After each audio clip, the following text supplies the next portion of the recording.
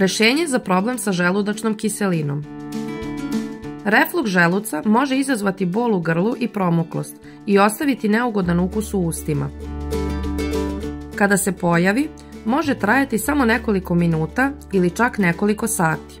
U svakom slučaju neprijatno je, tako da ne čudi ako tražite način da se brzo rešite ovog problema. Refluks želuca i žgaravica su ponekad uzrokovani osnovnim zdravstvenim stanjem ili čak i lekovima koje uzimate u nekim slučajevima. Ali najčešće ovaj problem stvara naša ishrana i izbor načina života, zbog čega je povremeni napad žgaravice prilično uobičajen. Doktori kažu da uobičajeni pokretači žgaravice uključuju konzumiranje određene hrane, uključujući začinjenu i kiselu hranu, kofein, čokoladu i alkohol, pušenje, prekomerna težina. Ako pokušavate da izbegnete ili da se brzo rešite žgaravice, evo 8 načina da ublažite, pa čak i da sprečite svoje simptome.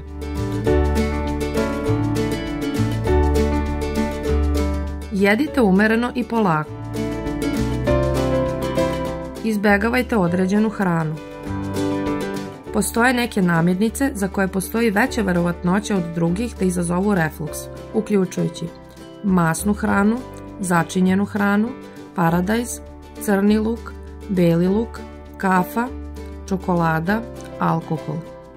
Ako redovno jedete bilo koju od ovih namirnica, možete pokušati da ih eliminišete da biste vidjeli da li to kontroliše vaš refluks, a zatim pokušajte da ih dodajete jednu po jednu. Ne pijte gazirana pića. Ostanite budni nakon jela. Kada stojite ili sedite, sama gravitacija pomaže da se kiselina zadrži u želucu, gde joj je i mesto. To znači da nema dremke odmah posle ručka, kao ni kasnih večera ili ponoćnih užina. Nemojte se kretati prebrzo. Šetnja posle večere je u redu, ali naporniji trening, posebno ako uključuje savijanje, može poslati kiselinu u vaš jednjak. Spavajte na nagibu. U idealnom slučaju, vaša glava treba da bude viša od stopala.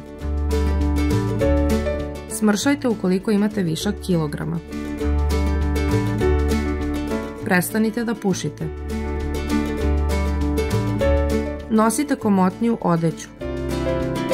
Ako ste skloni žgaravici, uski kaiševi i odeća koja pritiska vaš stomak mogu doprineti vašim simptomima.